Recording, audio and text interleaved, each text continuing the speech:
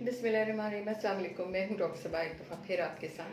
तो जनाब, विंटर शुरू हो चुका है और इसमें जो लोग सिगरेट नोशी पहले से कर रहे हैं या जिन बहुत लंबे अरसे से तवील करते हैं, बुज़ुर्ग हैं, और उनके लिए विंटर जो है वो बहुत ज़्यादा जो है वो प्रॉब्लमेटिक हो जाता है।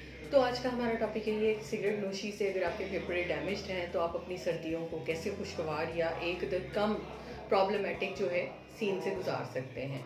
तो जनाब, जल्दी से चैनल को लाइक शेयर एंड सब्सक्राइब कर लेते हैं। तो जल्दी से हम चलते हैं अपने टॉपिक की तरफ। तो पहली बात ये है कि सीओपीडी क्या होती है, क्रॉनिक ऑब्स्ट्रक्टिव एयरवे डिजीज़। इसका मतलब ये है कि जब आप लंग्स में सिगरेट बहुत ज़्यादा पी लेते हैं तो उसके बाद जो है नालियाँ एक ख़ास स्ट्रक्चर पे जाके फिक्स होना शुरू हो जाती हैं, और इसी तरह लंग का जो टिश्यू है वो रिप्लेस हो जाता है एक अदर हवा की थैलियों से, जिसकी वजह से ऑक्सीजनेशन प्रॉपर नहीं होती, कार्बन डाइऑक्साइड वॉश आउट नहीं होती, और आप किसी टाइम खुदा न खास्ता बेहोशी में चले जाते हैं या ऑक्सीजन की कमी का शिकार हो जाते हैं। तो ये एक मेन इसकी पैथोफिजियोलॉजी है। इसकी कई टाइप्स होती हैं, वो आप आगे चल के खैर आपको कभी किसी टाइम पे बता देंगे।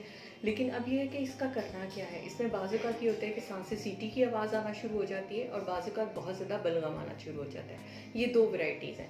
तो सबसे पहली चीज़ तो ये है कि इसके लिए आपने सबसे पहले अपनी स्टेजिंग करवानी है, यानी एक सॉफ्टवेयर के अगेंस्ट फूंक मारने वाला टेस्ट होता है जो कि आपको बताता है कि आपके फेफड़ों की ताकत क्या है। किसी भी पल्मोनोलॉजिस्ट के पास जाके उनके जो है वहाँ से आप ये स्पायरोमीट्री का टेस्ट है वो करवा सकते हैं। दूसरी चीज़ जो है वो होती है HRCT टेस्ट, जिससे आपके लंग्स की कंडीशन पता चल जाती है कि आपके इस वक्त जो है लंग्स वो किस कंडीशन के ऊपर है। अगर उसमें खुदा न खास्ता कोई बुल्ला यानी कोई हवा की थैली ऐसी है जो फटने के करीब है तो आपको कुछ एहतियाती तदाबीर बता दी जाती हैं।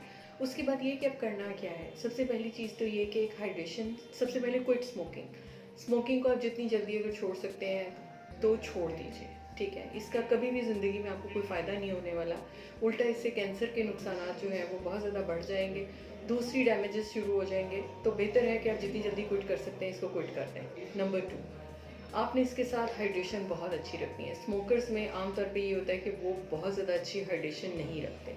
नंबर 3, अपनी ओरल हाइजीन बहुत अच्छी रखिए।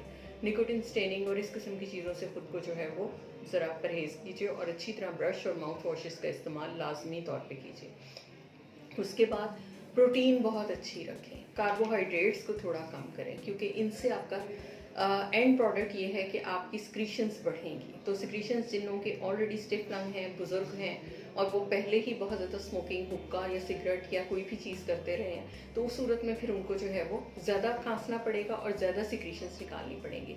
तो आपने कार्बोहाइड्रेट का कंटेंट कम करना है और प्रोटीन को बढ़ाना है, जिसमें चिकन, मटन, आपका किसी भी किस्म का गोश्त, यखनी, अंडे, मुर्गी, मछली, ये चीज़ें शामिल हैं। तो इनको किसी भी फॉर्म में डाइट में जो है वो ज़्यादा इन्हांस करें। अगर आपका बलगम बहुत ज़्यादा बन रहा है, आपको बुखार की शिकायत रह रही है, तो अपने मौलिक से मशवरा करें। कहीं खुदा न खास्ता अंदर जो है नमूनिया की शिकायत ना हो, अगर है तो उसका प्रॉपर्ली इलाज होना बहुत ज़रूरी है।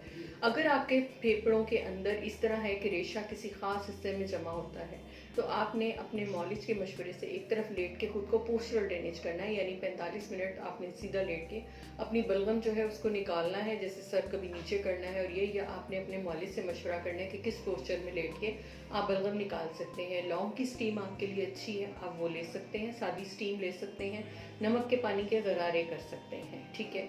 और उसके साथ जो है दवाइयाँ जिनमें इनहेलर्स शामिल हैं, कुछ गोलियाँ शामिल हैं, वो आपने बाकायदगी से अपने मौलिज के मशवरे से इस्तेमाल करनी है, और उनको खुद अपनी मर्ज़ी से सर्दी के मौसम में स्पेशली कम ज़्यादा नहीं करना। हीटर का इस्तेमाल करना है तो आगे पानी ज़रूर रखिए। से एकदम सर्दी से गर्मी और बाहर यानी बाहर जाना और बाहर से एकदम अंदर आना, उससे को अवॉइड करें। स्मोक में आप अपना मास्क ज़रूर इस्तेमाल करें। ड्राई फ्रूट अगर लेने हैं आपने तो अपने मौलिज के मशवरे से इस्तेमाल कीजिए कि जिनसे आपकी सिक्रीशंस इंक्रीज ना हो। तो ये चंद छोटी छोटी एहतियाती तदाबीर हैं। तो फिर मिलेंगे किसी नई वीडियो के साथ, तब तक के लिए बहुत ख्याल रखिएगा। अल्लाह हाफ़िज़।